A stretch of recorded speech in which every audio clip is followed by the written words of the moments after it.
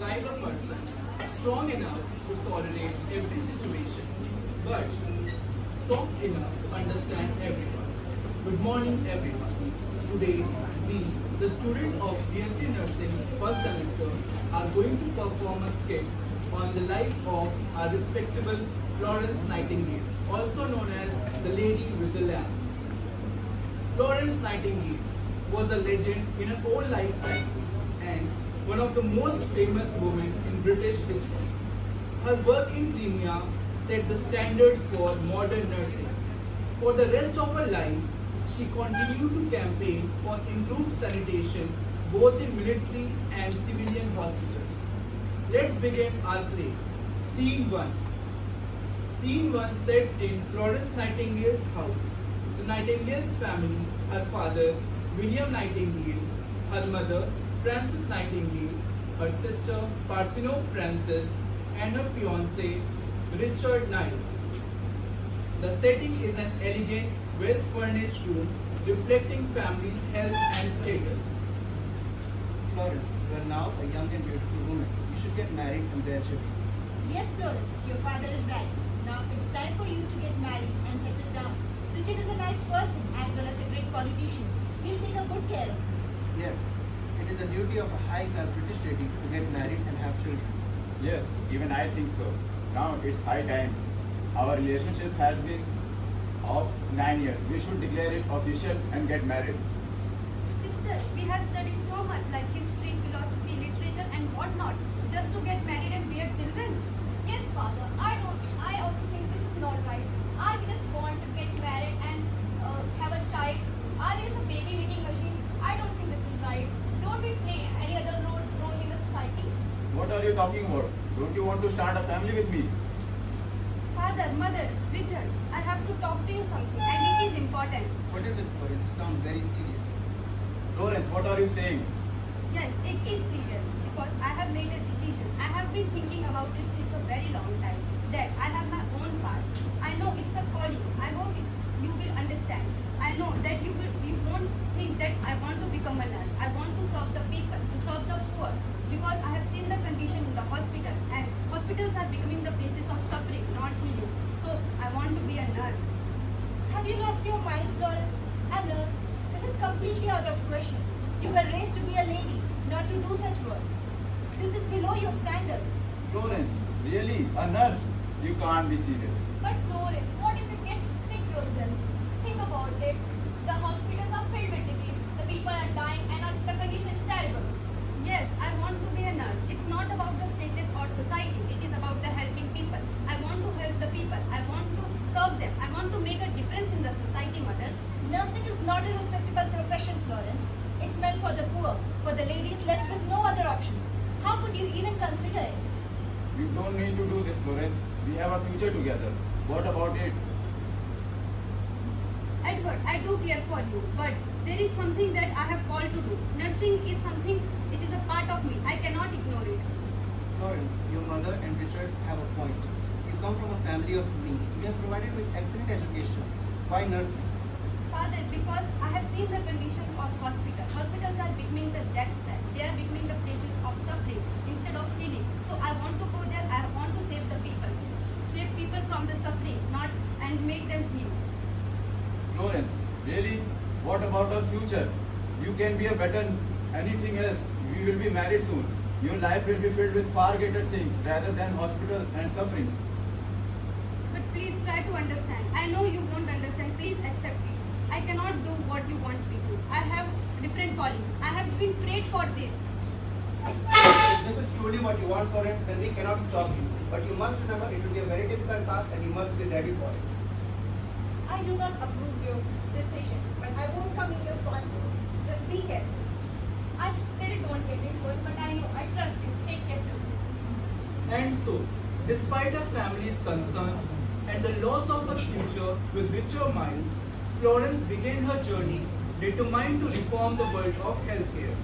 This scene highlights the personal sacrifices she made in order to follow her calling, emphasizing the tension between societal expectations and her individual mission. Scene 1 ends. Now, Scene 2 will take over by Vaishnavi.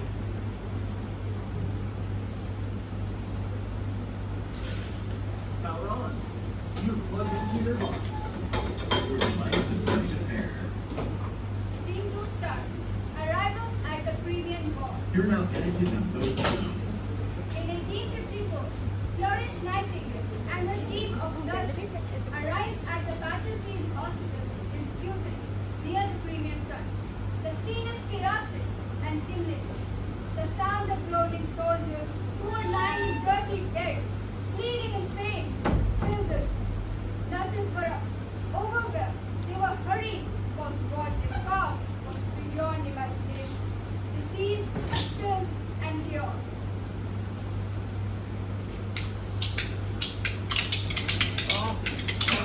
Help me! Help me! Please! Please, someone! Help me!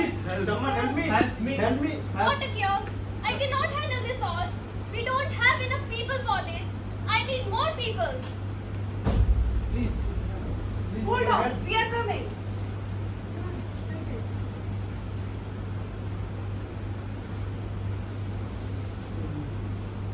Nurse Brown, fetch more bandages. We are running low. Miss Clark, we are out of clean bandages. I don't know where to find more. Then reuse the ones we have got or wash them if must. We cannot let these men die. Miss Jones, hurry up. We need to do something. My God, the condition is so bad than I thought. Yes, this is a death trap. This hospital is not for healing. It is becoming for suffering. These men are dying because of infection, not because of disease. And who might you be walking in there with your ass? We are doing the best under the impossible conditions. I am Florence Nightingale. I have been sent from the British government to see these men, and I can see this hospital is a death trap. Change, easier said than done. There is no proper water supply, no enough bandages, and not even the staff to look around these wounded ones. We are doing the best we can. But we have to change it. It is not good for them. We have to get a proper water supply, proper linens, and proper sanitization for them. Will you please support us to get the linens and proper resources? I will send messages to the British Army and ask for resources. But it will take time, Florence. But there are so many. How we will take care of them all? One patient at a time. We will with each patient at every time. Let's try our best. Yes, You are determined. I will give you all that. But remember, Nightingale, they don't expect any miracles. I'm not asking for miracles, but just a progress. Despite the resistance she faced and the grim conditions, Florence Nightingale and her team began to transform the hospital. Through her tireless work and insistence on sanitation, mortality rates began to drop miraculously from 40% to just 2%, and hope began to return to the soldiers of freedom. Scene 2 ends.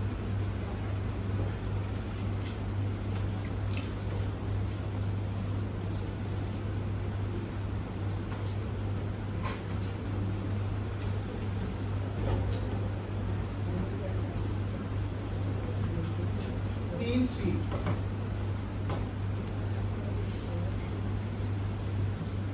Florence Nightingale's work during the Crimean War did not go unnoticed. Her efforts saved countless lives and set the stage for new standards in healthcare. This scene opens with Florence standing before high-ranking officials, including the Secretary of War, Dr. John Sutherland, and Queen Victoria. The atmosphere is formal and respectful. Your Majesty. Miss Nightingale, you have shown remarkable compassion for the soldiers who serve for their country. You serve your people well.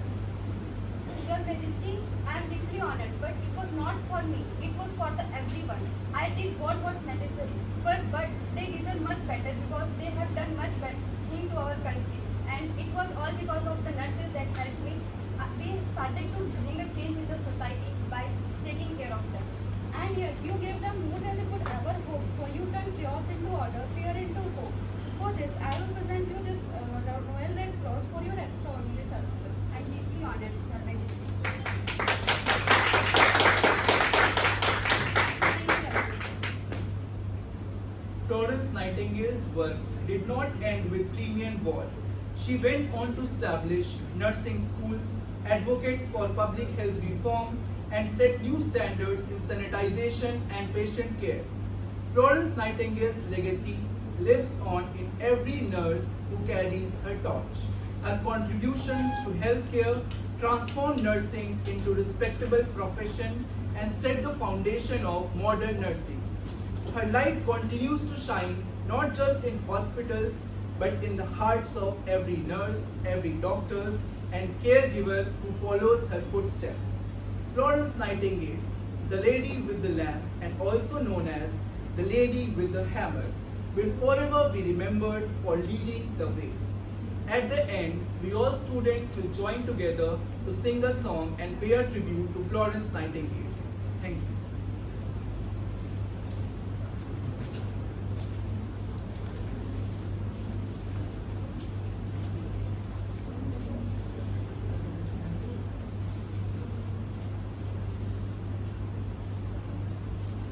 There shall be showers of blessings.